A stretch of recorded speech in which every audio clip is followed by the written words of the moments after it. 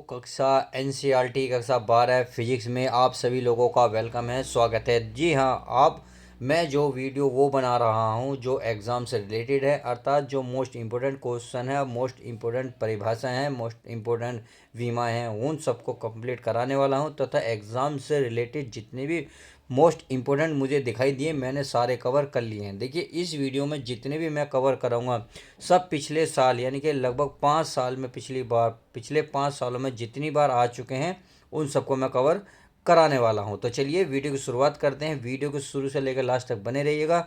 यदि आपको chapter number 6 में कंप्लीट जानकारी चाहिए और कंप्लीट नंबर चाहिए तो चलिए शुरुआत करते हैं। और हाँ, अगर आपको पीडीएफ चाहिए तो प्यारे बच्चों, पीडीएफ डिस्क्रिप्शन में लिंक है टेलीग्राम का, वहाँ जाकर आप पीडीएफ ले सकते हैं। तो चलिए शुरुआत करते हैं।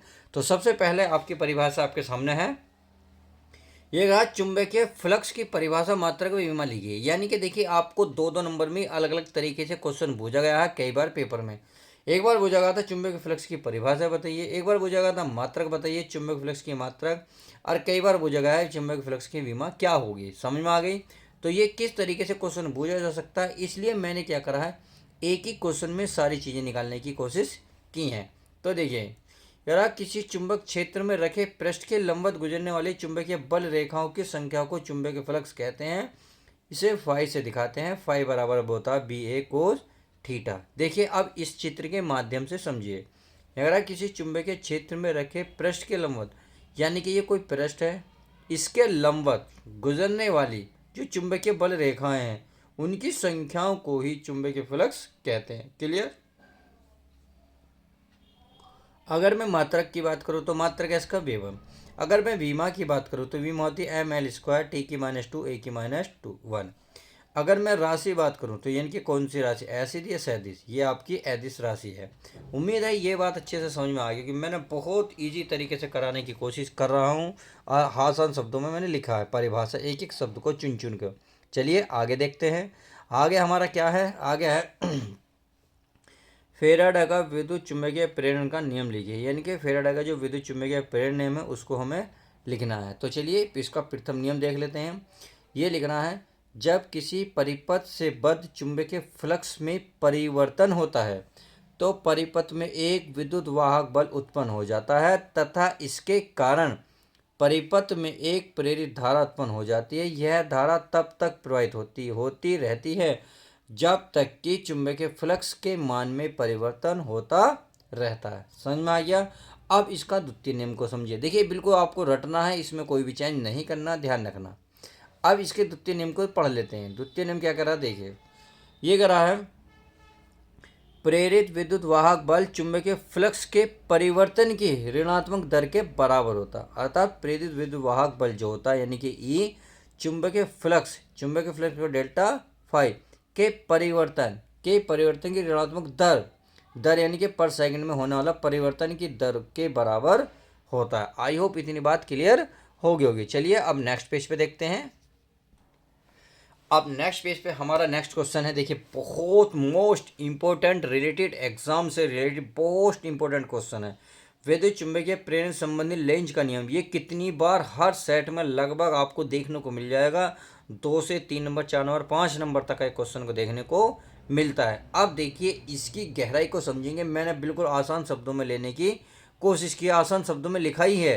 तो देखिए, यार लेंज के नियम के अनुसार किसी परिपथ में प्रेरित विद्युत धारा यानी कि प्रेरित विद्युत धारा या प्रेरित विद्युत वाहक बल, यानी कि प्रेरित विद्युत धारा ले सकते हो या प्रेरित विद्युत वाहक बल की दिशा सदैव ऐसी होती है कि यह उस कारण का विरोध करती है जिससे यह स्वयं उत्पन्न हुई है। आई होप समझ गए होंगे। लेंज के अगर अनुसार बात की जाए तो किसी परिपथ में जो प्रेरित धारा बहती है या प्रेरित विद्युत वाहक बल की जो दिशा होगी वो हमेशा सदैव ऐसी होगी कि उसी कारण का प्यारे बच्चों विरोध करेगी जिससे यह स्वयं उत्पन्न होती है।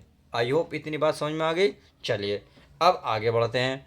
आगे देखिए, ये कह रहा है, यह ऊर्जा संरक्षण के सिद्धांत पर कार्य करता है। देखिए, ये मैंने स्टार बना के इसलिए लिख दिया है क्योंकि ये कभी कभी क्वेश्चन पूछ लेता है कि विद्युत चुंबकीय संबंधी लेंज का जो नियम है किस सिद्धांत पर कार्य करता है। तो यह ऊर्जा संरक्षण के सिद्धांत पर कार्य करता है। समझ में आ गई। चलिए अब आगे चलते हैं। आगे क्या है, चलिए इसको भी समझ लेते हैं, बहुत आसान है।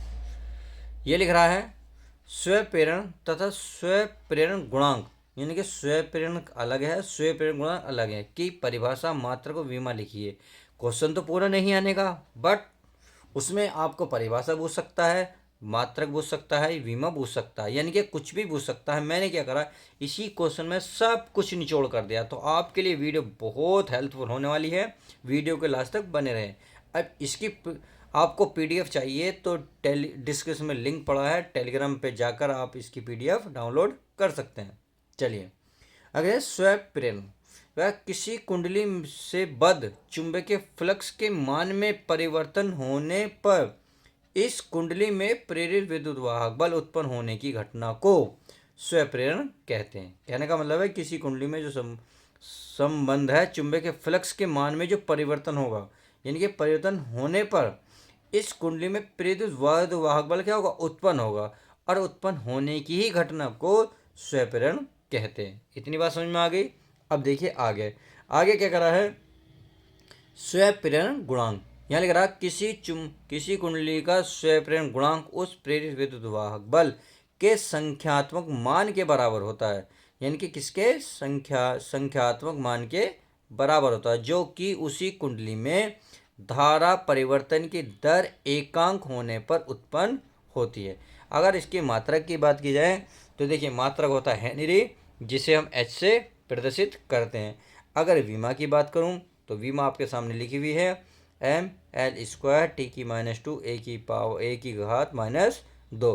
तो इस तरीके से इसकी विमा, मात्रक और परिभाषा किसकी, स्वप्रेरण अस्वप्रेरण गुणांक की परिभाषा मैंने इस वीडियो में मतलब इसमें सब कुछ कवर करा दिया। अब चाहे पेपर में आपका स्वप्रेरण आ जाए, स्वप्रेरण गुणांक की परिभाषा आ जाए, चाहे स्वप्रेरण गुणांक की मात्रक आ जाए, चाहे इसकी विमा आ जाए, उम्मीद है सब कुछ कवर कर लोगे। तो चलिए अब नेक्स्ट देखते हैं। अब आगे ये कह रहा अनुन्य प्रेरण गुणांक की परिभाषा मात्रक विमा लिखे। बहुत इंपॉर्टेंट है, बहुत ज़्यादा इंपॉर्टेंट है। मैं कह रहा हूँ सबसे ज़्यादा इंपॉर्टेंट है, इससे ज़्यादा इंपॉर्टेंट कोई भी परिभाषा मात्रक विमा नहीं हो सकती। मैं कह रहा हूँ बिल्कुल रट लो, दिमाग में इसको छाप लो, फोटो कॉपी कर लो, समझ में आ गई।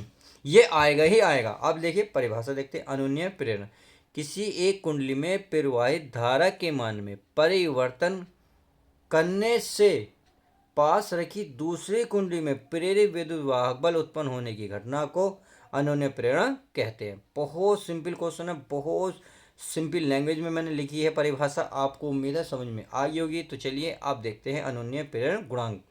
इसमें क्या लिख रहा है, ये लिख रहा है दो कुंडलियों का अनुन्य प्रेरण गुणांक किसी द्वितीय कुंडली में प्रेरित उस विद्युत वाहक बल के बराबर होता है जो प्राथमिक कुंडली में एकांक धारा परिवर्तन की दर के होने पर उत्पन्न होता है।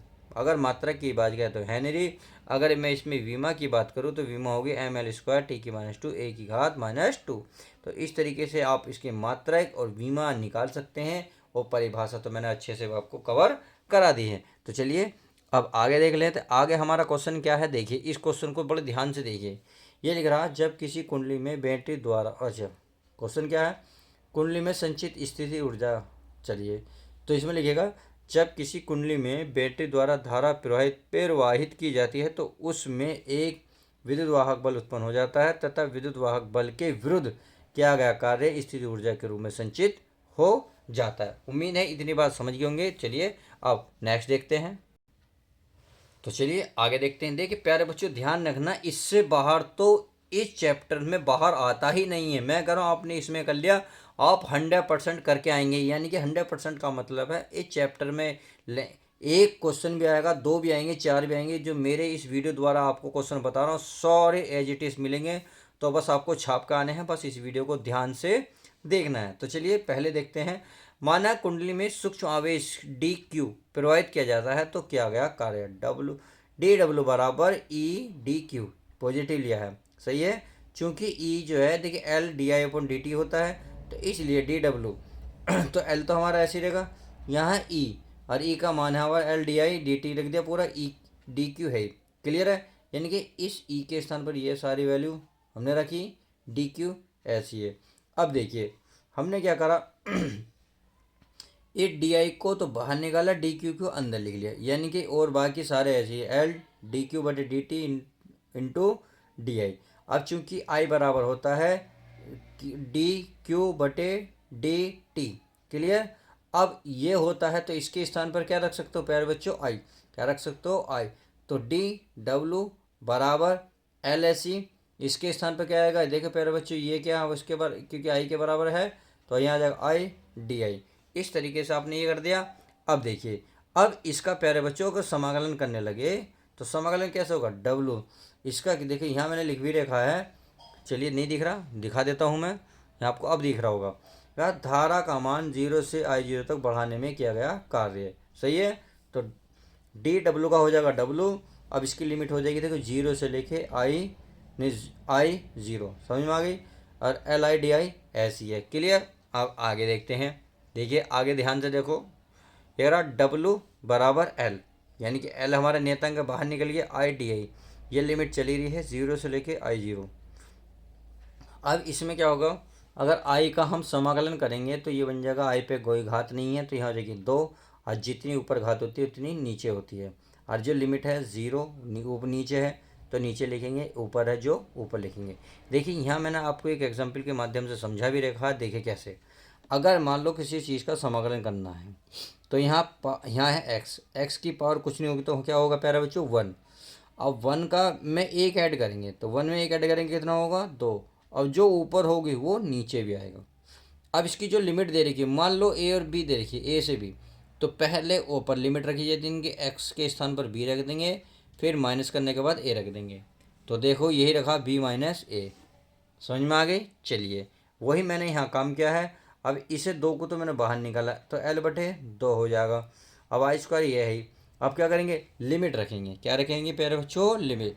तो आई के स्थान पर क्या रखेंगे, आई 0, क्या रखेंगे, आई 0। तो आई के स्थान पर आई 0 रखोगे तो ये बन जाएगा आई 0 स्क्वायर। फिर क्या रखेंगे, माइनस करके फिर रखेंगे 0, तो 0 रखेंगे तो सब कुछ क्या बनेगा, 0। तो डब्ल्यू बराबर एल बटे 2, या 1/2 भी लिख सकते हो, एल बटे 2 भी लिख सकते हो। आई 0 का स्क्वायर है। इस तरीके से पूरा हो गया कार्य, है समझ में आ गया। अब देखिए यह कार्य स्थिर ऊर्जा के रूप में संचित होता है, अर्थात U बराबर क्या होगा, W। आप लिख देते हैं अर्थात U बराबर W। तो U बराबर, अब बराबर के बाद क्या आएगा, W, और W का मान हमने पहले ही निकाल लिया है। तो ये क्या है, 1/2 एल आई जीरो स्क्वायर। इस तरीके से इस चैप्टर में जो मोस्ट इम्पोर्टेंट था वो मैंने A to Z करा दिया है, A to Z। अब कुछ भी चैप्टर का बचा नहीं है, A to Z। आपने अगर वीडियो देख ली, मैं कह रहा हूँ आपका उद्धार हो गया, आप जन्नत में जा चुके हैं। तो चलिए माय डियर स्टूडेंट, अब नेक्स्ट वीडियो के साथ, नेक्स्ट चैप्टर के साथ मिलते हैं। जब तक के लिए दोस्तों goodbye, take care, love you guys. प्यारे बच्चों अपना ध्यान रखें।